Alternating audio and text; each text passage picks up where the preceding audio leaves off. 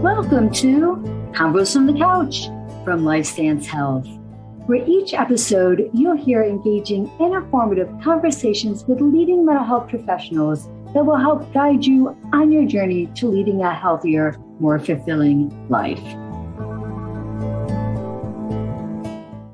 Hello, everyone, and welcome to Convos from the Couch by Lifestance Health.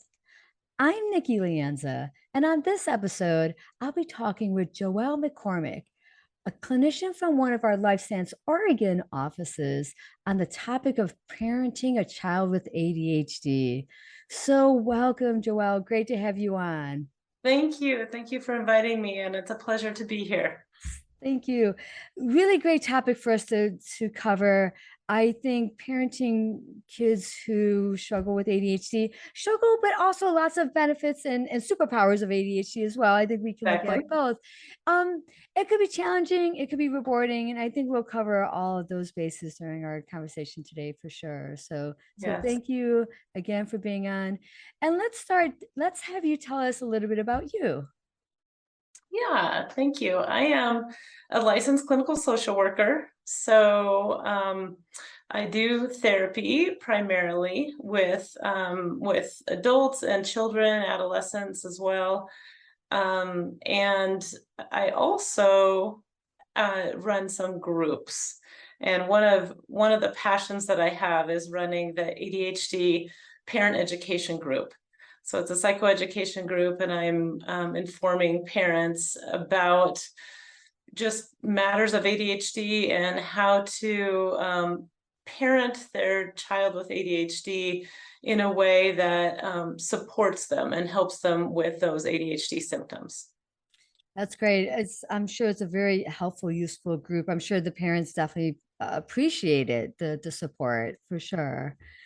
I hope so.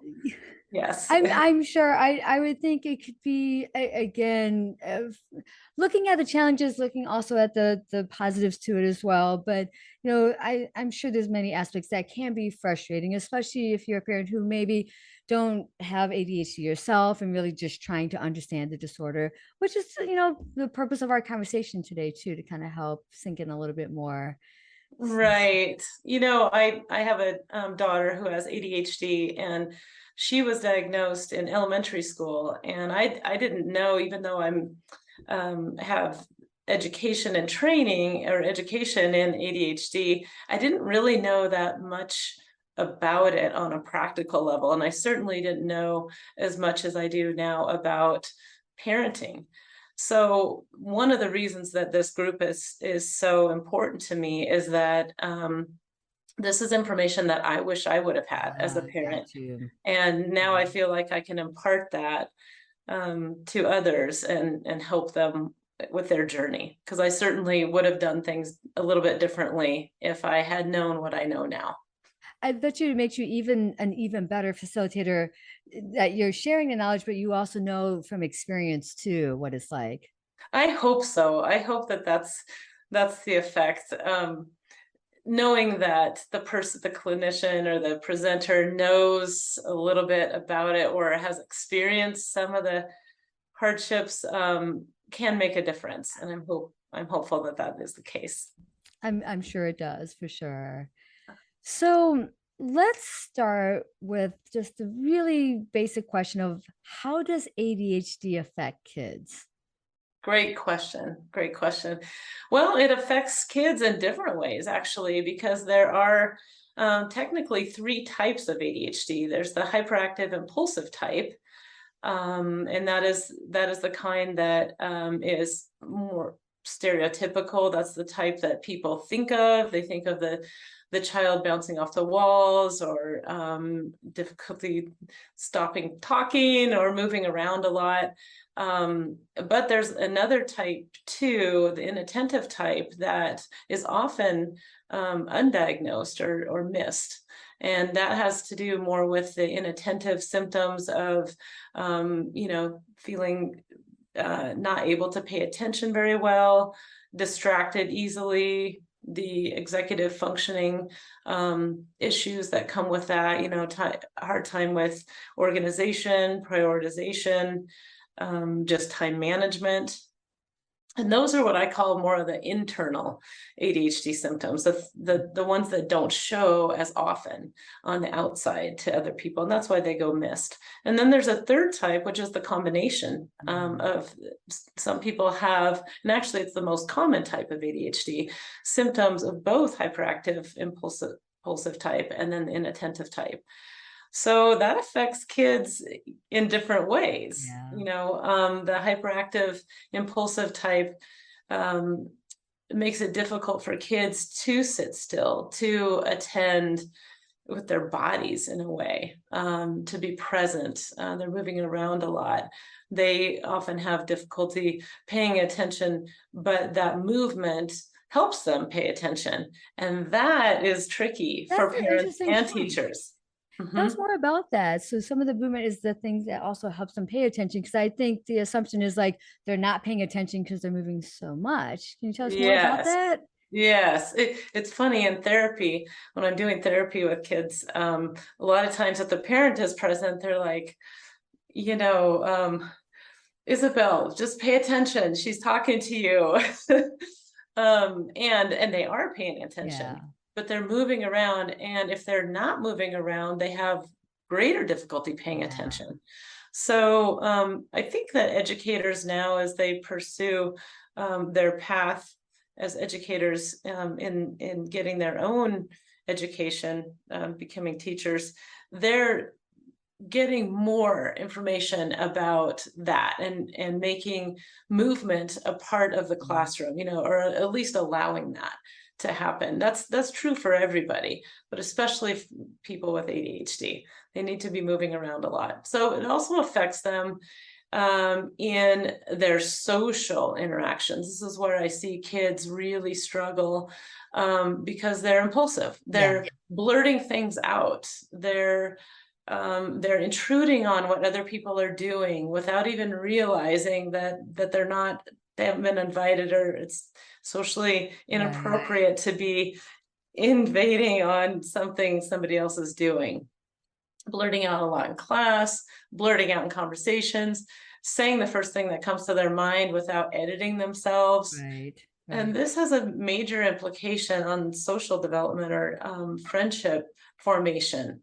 They can a lot of times attract kids to them easily, but then they do something like a misstep, Right. Right. and then kids don't like them anymore, Right. or they tend to be bossy. Oh, fair. They're wanting to be the one in charge, and they may have difficulty taking turns. That's actually a symptom of hyperactive presentation. So Yes. they forget that another person has an idea and that they might want to do their idea. And actually, it's often talking to my kid clients about this, taking turns and that idea of a volleyball, and letting somebody else do their idea.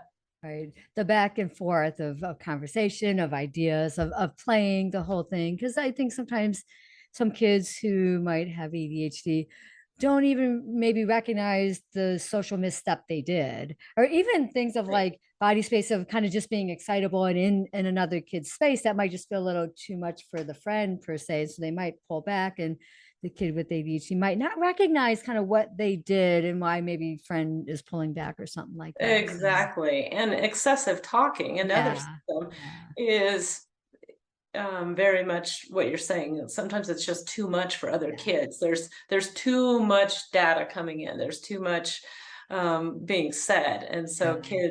other kids get bored, or they start doing other things. They just kind of lose people's interest. Right. I hear. So yeah, And those I things. think this all falls into looking at what are some of the difficulties of parenting a child with ADHD then. Hmm. So I think some of the top ones that come to my mind are, just getting your child's attention. That can be difficult, or making sure that that information is even heard or processed. Because if it's not processed, then the child can't recall it later. Right. So there's a memory problem too, a short-term memory problem or a working memory problem with kiddos with ADHD. But if it's not being encoded in the first place, if it's not being taken in, then they have nothing to retrieve later. Right. So Right. getting the attention and remembering to break things down into smaller bits, or just give them one task at a time. For Right. example, not saying, okay, go up to your room, get your backpack, load it up, then get your shoes on, Right. just one thing at a time can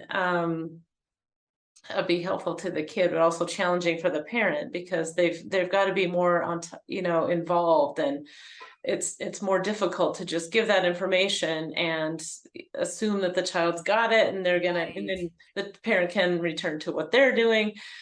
It's more management, and repetition. That Yeah. can be really frustrating for parents, to have to repeat the same thing over. And Right. even though we've done the same morning routine, Right. all all year, those repetitions have to, still happen, because of the child is just not attending to Yeah.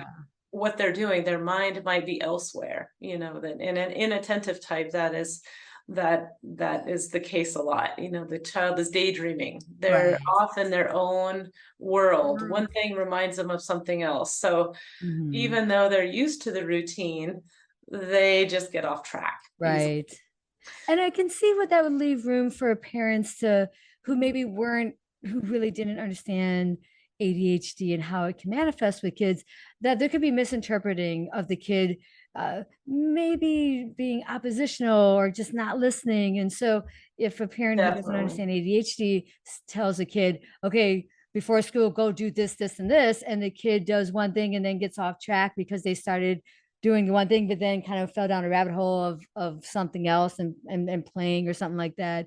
The parent might misunderstand, like, okay, why don't you listening to me? Why are you being oppositional? And it's not that at all. And I think that's again with this conversation, helping parents really understand, that this is part of ADHD. Exactly. Mental Well, that's a functioning. great point that you bring up. A lot of times I hear that, and what I would say in general with differentiating between opposition and ADHD symptoms is just to um, seek to understand the intention, or what's really going on. A child who's oppositional is vying for power and Yeah. control.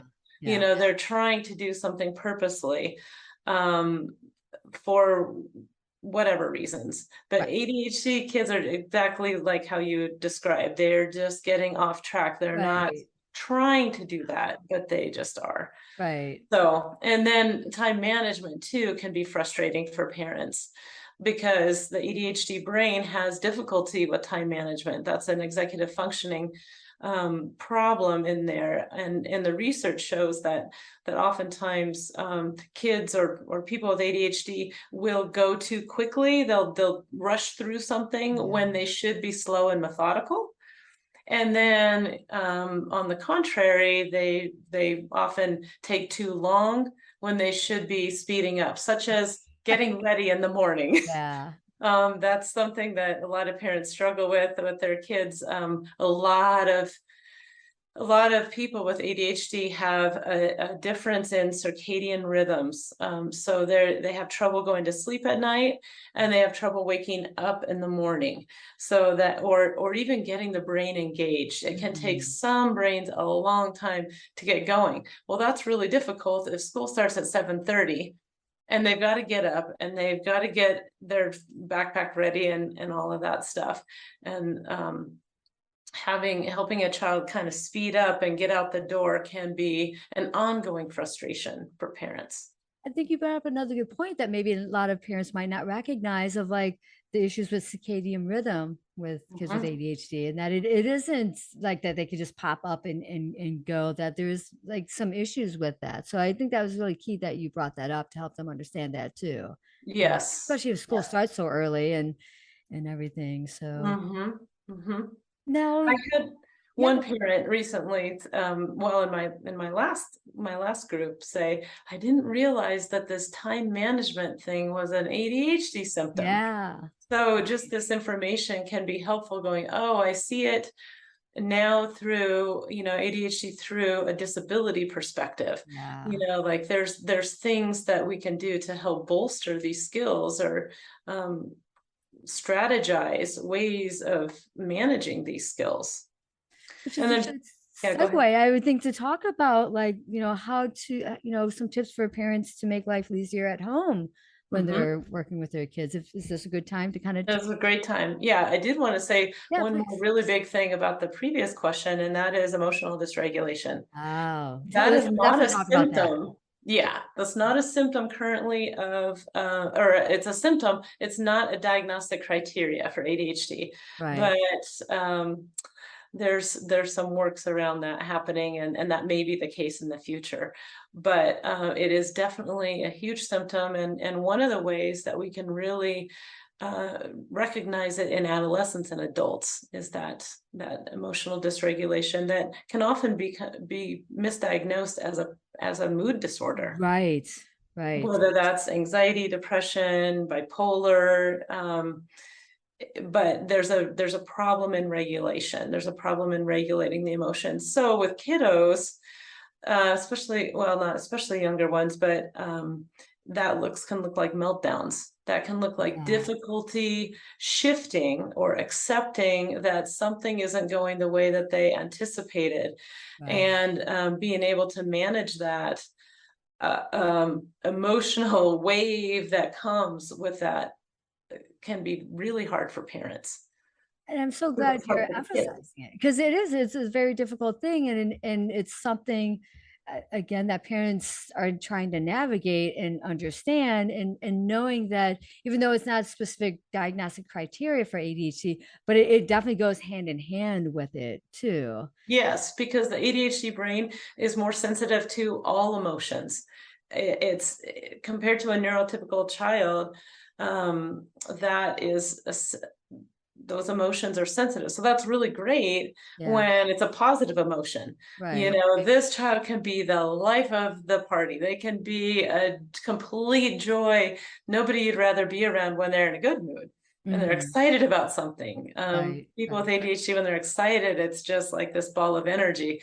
But conversely, when they're mad or when they're sad, it can be very debilitating Right. for them to manage those feelings. This is also, and I'll slip in right here, Yeah. that this is also the other side of that coin is the superpower that makes them empathic. They are great at being empathic people when their attention is on that Right. thing. When they want to be caring, they can be a really great friend. They can be sympathetic and compassionate to others in a way that maybe some neurotypical brains are not as much because of that higher sensitivity to emotions. So looping back to Yeah. the other question about parenting that you had, Yes. helping kids manage their emotions is probably one of the most important things parents can do. So learning skills to regulate emotions, building them in a mindfulness practice with their child, helping them learn about that, helping them learn about things like belly breathing, or just ways to regulate by maybe having a break or taking space so that Mhm. they can regulate their brains. And I try to veer away from the term calm down because it has such a connotation, but to regulate themselves is has less of that negative connotation and more empowering in terms of a skill. This is a skill, and I think that that's another key point for parents is to look at ADHD from a disability perspective, in the sense that there are some lagging skills. There are some things that these kids need to have practice with, and have atypical skills around, that other neurotypical children maybe don't need.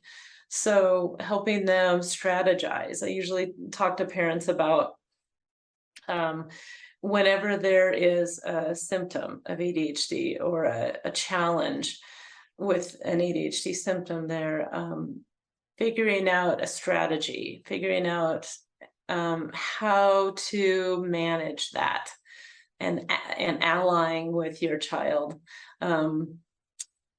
can be helpful and also very empowering.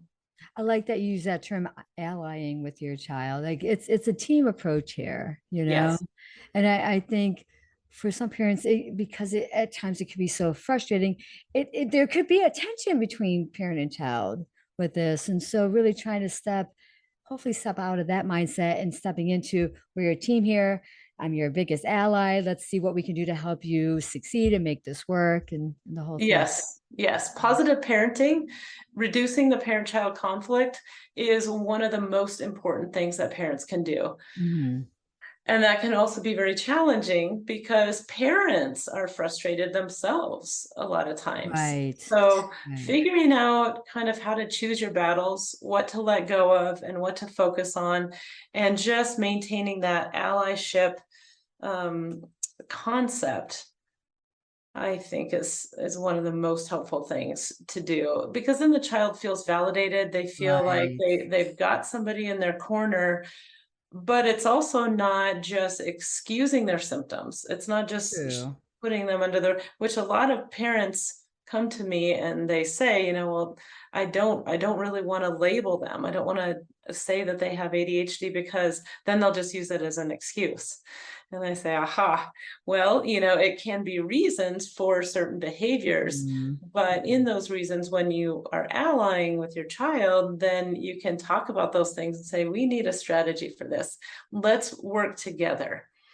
So that's another helpful parenting Yeah. tip, is collaborating, and a Yeah. collaborative problem solving approach can be very helpful, especially in the teen years, because Right. if the child is involved, they're more invested in the process and they're less likely to rebel against their own idea. Exactly. Excellent point there. And they have great ideas. Their creative Right. brain, another Yes. superpower of ADHD, Yes. thinking outside the box, they can come up with things that we as parents never thought of, and they're more likely to do it because it's Yeah. their own It's idea. their idea. Now, the parent has the veto power, of course, but that collaboration can prove very fruitful. For sure. And with that collaboration, looking at, tips parents can do to help their children succeed at school. Yes, preparing ahead, helping them, as basic as it is, lay out their clothing the night before, get everything Mhm. ready the night before, make sure they have extra supplies, because that's one of the symptoms of Losing inattentive things. ADHD, is losing things. Hmm. So having a tote full of, extra pencils, extra pens, so when that happens, Hmm. not if it happens, but when it happens, there are supplies, and they can load that backpack up the night before.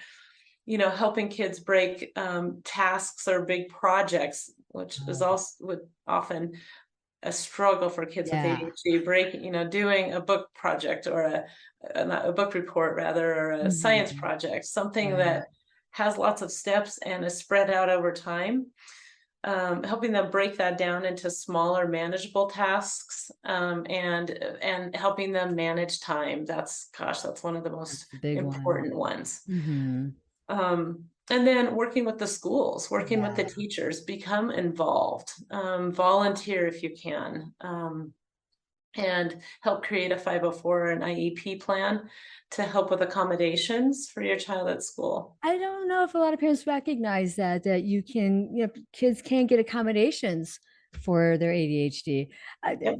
Can you share a few accommodations that you're aware of that kids Sure. have had? Yeah. I think some of the big ones are preferential seating. Seating, having the child sit in places where there's less distractions, or they can manage that, like at the back of the classroom, where they can get up and move around Yeah. when that strikes them, that Right. Right. the need to do that. Um, Having class notes provided to them so they don't have to worry about writing things down at Right. the same time as they're trying to encode information. Um, having fidgets Yeah. or things at their desk that can help them to focus, breaks, Right. scheduled Breaks. breaks. That's a big That's one another too. big one. Yeah. Okay. A wiggle seat. That's anything that can help with the movement if that's the case. And then, and this is one that when isn't a common accommodation, but I think is really helpful. And that is letting kids know that they're on the right track. ADHD brains are they have a shortage of dopamine and norepinephrine, and that's what causes some of these symptoms. So that's an important thing to know too, that Yeah. there is a brain difference, not Yes. only in the chemistry, but in the wiring. Those circuits get connected at a slower rate compared to neurotypical children. So what that means is that kids with ADHD need extra reinforcement. They need Okay. to be told that they're on the right track. So having a teacher come and just check the work and let them know you're Yeah. doing well, you're on the right track. Verbal reinforcement can be, you know, huge for kids with ADHD. A short-term reinforcement is oftentimes more effective than a long-term reward. Such a key point. Again, I think that's a great tip of really aligning it to the kid's brain and the dopamine and those kind of those receptors that really do crave the reinforcement, Yes. to line it up to give them short-term reinforcements, letting them know they're on track and stuff like that. I think that's such a key thing that maybe parents don't realize how important that is, or even teachers too, Yes. taking a look, yeah, that's it, this is, you're on the right track, so then they can feel better, which I think this is a good sink into looking at ways to help it build self-esteem and confidence in Mhm. kids with ADHD as well. So let's kind of like take that route right there. Tell us a little bit about that. What can parents do to help build their child's self-esteem? Well, I first want to start by saying kind of a sobering statistic, and that is that kids with ADHD receive 20,000 more negative messages about themselves by the time they're 12 years old. Wow. Whether it's like, sit down, why can't you do that? Pay attention, stop moving, Mhm. um, why didn't you turn that in? Those kinds of messages Right. more. Wow. So that is often internalized by kids as feelings of inadequacy. Like they're not measuring up, they're different, Yeah. they're not doing it right, they're doing it all wrong. So there is a term called rejection sensitive dysphoria, and that refers to that internalization of those negative messages, which can come out in the form of people pleasing, Okay. and an acute radar for people's approval. Wow. Who would have So, known that that would be part of ADHD too with this, so the yeah, internalization of it. Wow, that's really interesting. yeah, rejection sensitive dysphoria is not a it's not a diagnosis in and of itself. It can fit with other diagnoses too, but it can show up often with Yeah. kids with ADHD because of this thing. So, making sure to say positives then to them, let them know what they're doing well. Yeah. Notice when they're really helpful to somebody or compassionate. Engage in their ideas, as long-winded as they are. Ask them about ask them more about that. You can Mhm. relate maybe I can to relate. I can relate. We're gonna leave kiddos. it at that. I can Yeah. relate. Yeah, the story's going to, or whatever their special interest is, Mm. get into that with them, ask them questions, praise them for their unique way of thinking about things, the way of thinking outside of the box in a way that's not customary, that's not typical for other Right. people. Right. Great. And just let them know and praise them for their growth, for Yeah. partial success. That can be huge. Praising for partial success. Yeah. Yeah. Well, I agree 100%. Any other takeaways you'd like to share regarding this topic? Um, We covered so much good It's stuff I here. I know, and I have so much more I could say. It's hard to kind of narrow in. But yeah, I think the takeaways are maintaining the the disability perspective, Mhm. knowing that your child's brain is different Mhm. than other kids, and therefore needs a different approach. Yeah. Um, and trying things for short periods of time. I think Mhm. that's another takeaway.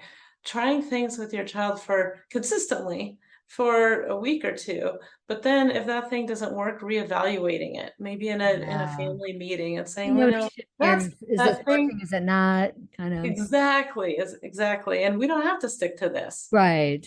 That can be very liberating for kids to know that I'm not stuck on this forever. The other thing is changing rewards or changing, um, Ah, providing rewards and turning things into a game. okay. Gamification, Okay. the idea of gamification or incentives, that's way more effective than using punishment or using, taking things away. Right. So adding things is Yeah. more helpful, having them earn things, having that perspective.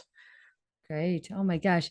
Joelle, I want to thank you again. You gave so many great tips to help kids build their self-esteem and being successful at school and at home. So you are amazing. Thank you Oh, very thank you. much. Love to have you Thank back you for on. having me.